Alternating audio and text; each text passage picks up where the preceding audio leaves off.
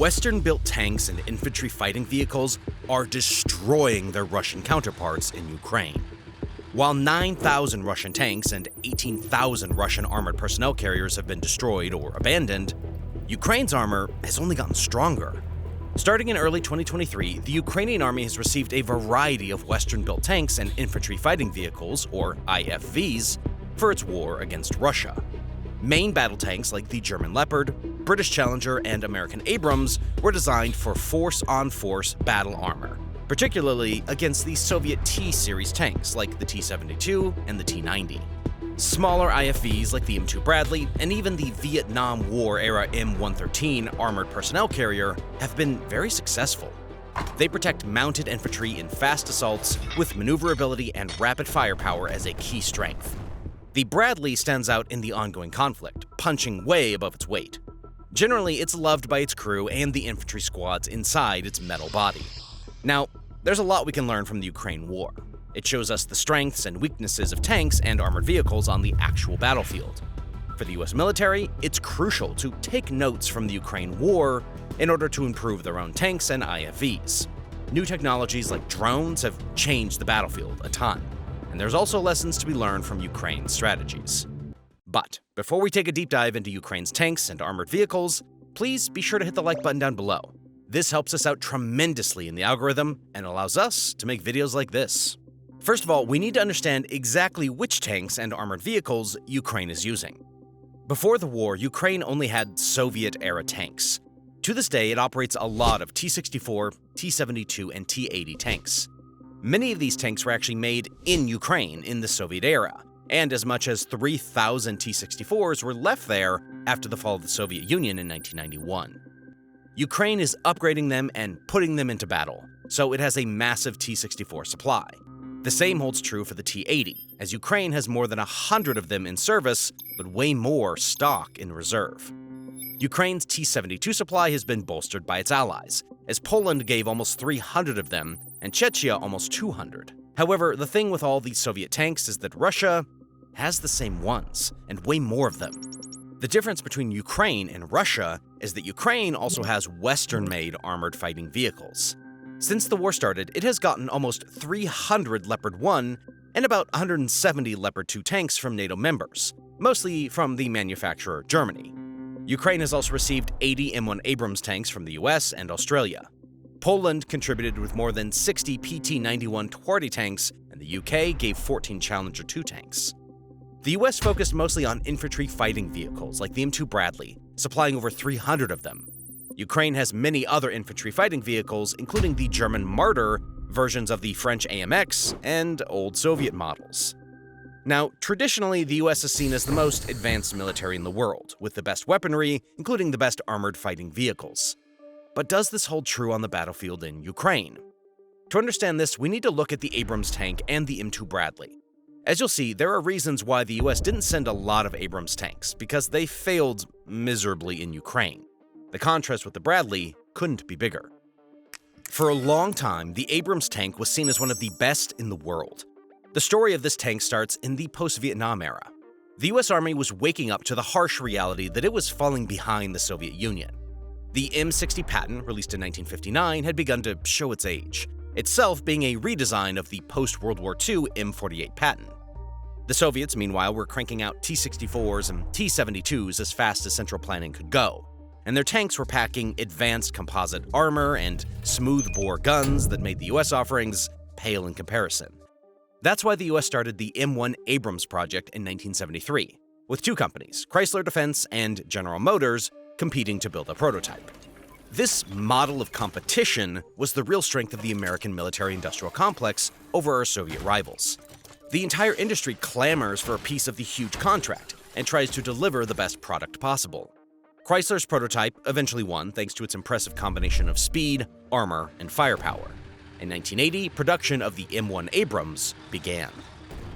Alright, let's start with specs, because that's where the Abrams really shines.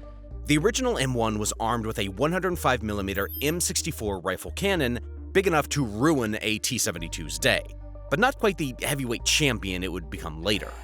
The The tank currently boasts a Rheinmetall-built 120mm smoothbore gun that can send all sorts of advanced ammunition downrange at our Russian friends. The tank was powered by a 1,500 horsepower Honeywell AGT 1500 gas turbine engine. Yeah, you heard that right. A gas turbine engine that so far has propelled these behemoths over 40 million miles. The powerful turbine engine provides torque and power that the diesel power plants on these Soviet T-series tanks just can't match. This unique power system also runs on basically any fuel that will burn, in any weather conditions, without exhaust plumes like a diesel. The Honeywell turbine also powers anti-contaminant scrubbers, which are part of the Abrams counter-chemical warfare and crew protection capability. The engine gave the Abrams a top speed of 45 miles per hour on roads, making it one of the fastest tanks going down the road, despite it also being one of the heaviest. The real game changer, though, becomes apparent when we consider the Abrams' armor and crew survivability. How many times in this conflict have we seen the turret fly off a Russian T-series tank when the ammunition carousel starts to burn? The Abrams boasts a separate compartment for its shells and a blowout door to dissipate energy from a blast inside the compartment. This focus on crew safety stands in stark contrast to the Soviets' designs we see deployed on the battlefield today. The M1 was also one of the first tanks to use Chobham composite armor, a British-made innovation made of ceramic tiles sandwiched between layers of steel and other material. This gives it exceptional protection against shaped charges and kinetic energy penetrators. Its distinctive shape is also a refinement of the principle that a sloped hole increases the effective thickness of an armor, particularly when being engaged by projectiles with a flat trajectory. The projectiles encountered in Ukraine don't have a flat trajectory though, and we will definitely have to talk about that a bit more later. The M1 Abrams was great, but the Army wasn't content with just great. Over the years, the Abrams has gone through a series of upgrades that have turned it from a 1980s icon into a 21st century marvel. The M1A1, introduced in 1985, replaced the 105mm cannon with the 120mm smoothbore gun it deploys with today. This gun fired tungsten and depleted uranium rounds that could punch through Soviet armor like a hot knife through butter. The M1A1 also included its own improved armor that made it even harder to kill. This M1A1 variant also would be the first Abrams tank to see combat when over 2,000 were deployed along with the US Army and Marine Corps in Operation Desert Storm, where they swiftly overpowered the Iraqi tank force while suffering no losses or crew casualties. With the lessons of the Gulf War in its back pocket, the M1A2 rolled out in 1992 with a set of electronic upgrades, building on the legacy of what was already a formidable weapon. A new fire control system gave it the ability to engage targets with pinpoint accuracy at long ranges, even while on the move. The A2 also added a commander's independent thermal viewer, allowing the tank commander to identify and engage targets independently of the gunner. This brings us to the 31 M1A1 models that have been specifically upgraded for service in Ukraine. They are an export version built in the mid-80s. They have upgraded targeting systems, but their advanced armor has been removed to not risk capture by the Russian military. The Ukrainian battlefield came with a whole new set of risks. And in February 2024, Ukraine reportedly lost its first Abrams. The tank fell victim to a Piranha 10 FPV quadcopter, which caused the ammunition to go off. The blow-up panels did their job, but that was the end for the vehicle. And things haven't gotten any easier for the M1 in Ukraine. By August of 2024, Ukraine had lost 14 of its 31 Abrams. Of these, 6 were destroyed, 8 were abandoned or damaged, and 1 ended up captured by Russian forces, eventually displayed as a war trophy in Moscow's Victory Park. Reports from April of 2024 revealed that Ukrainian forces had pulled the Abrams from frontline service.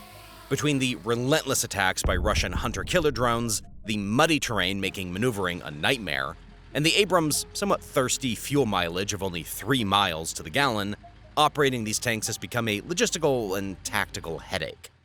The Abrams has proven itself as one of the top tanks in the world of armor-on-armor combat.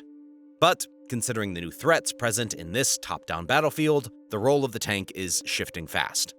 The US Army has taken note and have canceled the upgrade program for their planned version 4 M1A2, opting instead to focus on a new redesign of the tank to be designated the M1E3. In a September 6th interview, Army Undersecretary Gabe Camarillo said, "We're essentially going to invest those resources into the research and development on this new upgraded Abrams."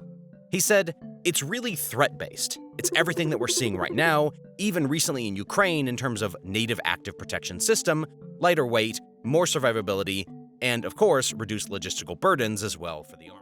But while the M1 Abrams struggled in Ukraine, the M2 Bradley has been the show-stealing underdog. Built for agility, quick strikes, and supporting the troops, this versatile infantry fighting vehicle, IFV, is turning out to be the perfect companion for Ukraine's frontline soldiers. The Bradley's journey to the battlefield, however, is a story full of twists, setbacks, and a fight for redemption.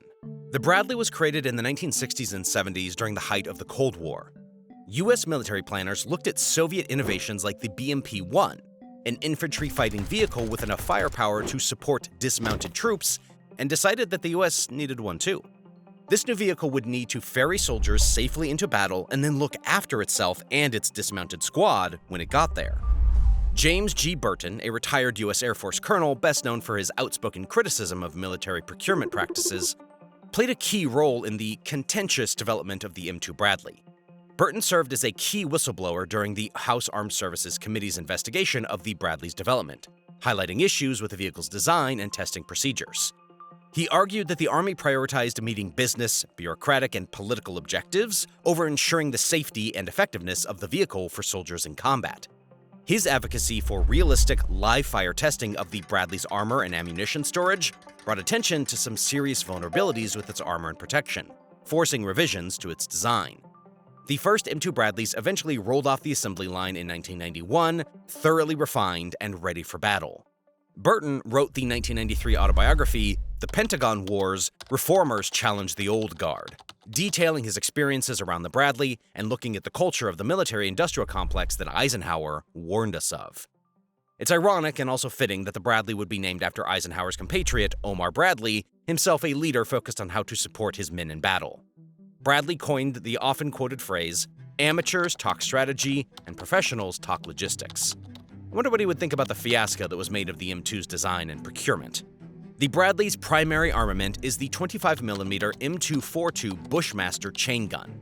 The M242 Bushmaster is a chain-driven autocannon that has become a cornerstone of modern military hardware. Originally designed by Hughes Helicopters and now produced by Northrop Grumman, the M242 is a versatile weapon found on a plethora of NATO ground vehicles and naval platforms. With over 11,000 units sold globally, it stands as one of the most successful autocannons of its time. What sets the M242 apart is its externally powered chain-driven mechanism, which uses a roller chain to cycle the bolt. This design avoids reliance on gas or recoil for operation, instead using a 1-horsepower DC motor housed in the receiver. This motor drives the chain system, feeding, loading, firing, extracting, and ejecting rounds with impressive reliability. The dual feed system allows the gunner to quickly switch between armor-piercing and high-explosive ammunition, making the Bushmaster effective against lightly armored vehicles, helicopters, and fortified positions. The M242's modular construction simplifies maintenance and transport. With only 3 main components, the barrel assembly, feeder assembly, and receiver assembly, it can be installed or removed by a 2-person team.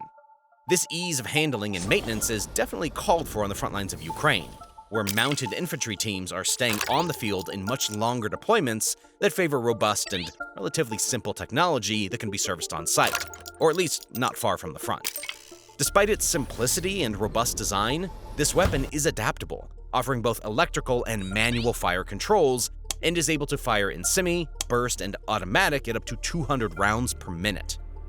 Then there's the TOW missile launcher, mounted on the side, Mobile Suit Gundam style. Designed to punch through tank armor, the TOW gives the Bradley some serious anti-armor clout. TOW stands for tube-launched, optically tracked, and wire-guided. The missile was developed by the Hughes Company in the 60s and first put into service in the 1970s. Although it has received many upgrades since, and as of 1997 has been produced by Raytheon, which brought out Hughes' missile system. The TOW missile is a formidable weapon and has been adopted by most NATO member states, proving itself in conflicts around the world. It features a wire guidance system that sounds futuristic until you realize it's essentially a long-range laser with guidance wires. The system does not fire and forget. Instead, the operator has to keep the target in sight while the missile does its work. With a range of nearly 4 kilometers, the TOW missile ensures that the Bradley can destroy armor far above its weight class, as we've seen in several videos from the front. In addition to the fearsome Bushmaster and 7 deadly tow missiles, the Bradley is complemented with a 7.62mm M240 machine gun to really liven up the mood when the enemy infantry is encountered. Boasting more tank kills than the Abrams in the Persian Gulf War, the Bradley is a well-rounded machine, and its defense strengths match its offensive capability. As for armor, the Bradley features aluminum and steel plating, with later versions adding an additional 3 tons of armor, bringing its total weight to 33 tons. Explosive reactive armor, ERA, has also been added to shrug off enemy fire. While it's not as invincible as the Abrams, it offers solid protection for its size. The Bradley can carry 6 fully equipped infantrymen in its troop compartment, plus its 3-person crew. Inside, passengers sit shoulder to shoulder, ready to dismount and storm trenches to bring the fight to the enemy. In the Russo-Ukrainian conflict, the Bradley is a feature-packed and protective rideshare on the front lines. It's not as glamorous or overpowered as the Abrams, but far more suited to the conditions, offering a balance of firepower, mobility, and logistical simplicity that allows it to perform effectively without crippling its operational support network. On Ukraine's battlefield, the Abrams is the heavyweight, looking to floor its rival with one swift knockout punch. It boasts immense firepower and advanced systems, but requires a burdensome supply chain, meticulous maintenance, and fuel logistics that make it more of a liability than an asset on the field. The Bradley, on the other hand, is the lightweight, fighting with agility and a flurry of unique punches that baffle and dismantle the enemy blow by blow. However, though the Bradley is a high-quality machine, even in comparison to the Abrams, we need to also recognize the quantity in which it has been provided, with over 300 of the IFVs going to Ukraine, in contrast to the 31 Abrams tanks. So it is no surprise that the M2 is racking up the kills and the headlines. In one noteworthy story, Sergeant, and bear with me while I try not to butcher this guy's name, Oleksandr Vlodovirovich Krokovets, callsign Karatsupa of Ukraine's 47th Separate Mechanized Brigade, was awarded the title Hero of Ukraine for his work commanding an M2 Bradley. This honor, the nation's highest military distinction, is reserved for extraordinary acts of bravery and dedication, akin to the Medal of Honor in the United States. Karatsupa shared a bit of his experience, explaining how the Bradley performed in battle. He told United 24 Media that the vehicle withstands considerable damage, and its capabilities allow for effective combat even under difficult conditions. He proudly recounts how his team used their equipment to save civilians in danger, stating, "The Bradley is not just a vehicle. It is our home on the battlefield. We trust it, and it protects us." This is just one of the several stories that show off the fighting acumen of the Bradley. The deployment of the M1 Abrams and the M2 Bradley in Ukraine has not only showcased their strengths, but also revealed the challenges of modern armored warfare. These vehicles, built during a time when armored engagements were dominated by tank-on-tank battles, have been thrust into a conflict shaped by drones, precision-guided munitions, and the need for lightning-fast adaptability. This battlefield, saturated with technology that can obliterate armor from above, has been a proving ground for these systems and a stark reminder of the evolving nature of warfare. Another critical takeaway from this conflict is the importance of training and integration. The effectiveness of the Abrams and the Bradley in Ukraine would have been significantly diminished without the Ukrainian soldiers who operate them. Their ability to adapt quickly to Western systems, despite the limited time for training, has been nothing short of extraordinary. This highlights the importance of investing not just in advanced warfare, but also in the people who will use it. There are also some tactical takeaways from Ukraine. The conflict has accelerated the development of technologies like drone countermeasures. Many Ukrainian tanks now have drone jammers and anti-drone cages as an extra layer of defense. As we look to the future, it's clear that the lessons of Ukraine will shape the next generation of military technology. The Abrams and Bradley have shown that even the most advanced systems must adapt to the realities of modern warfare. Thank you for watching. If you guys want to see more of our videos, consider subscribing down below.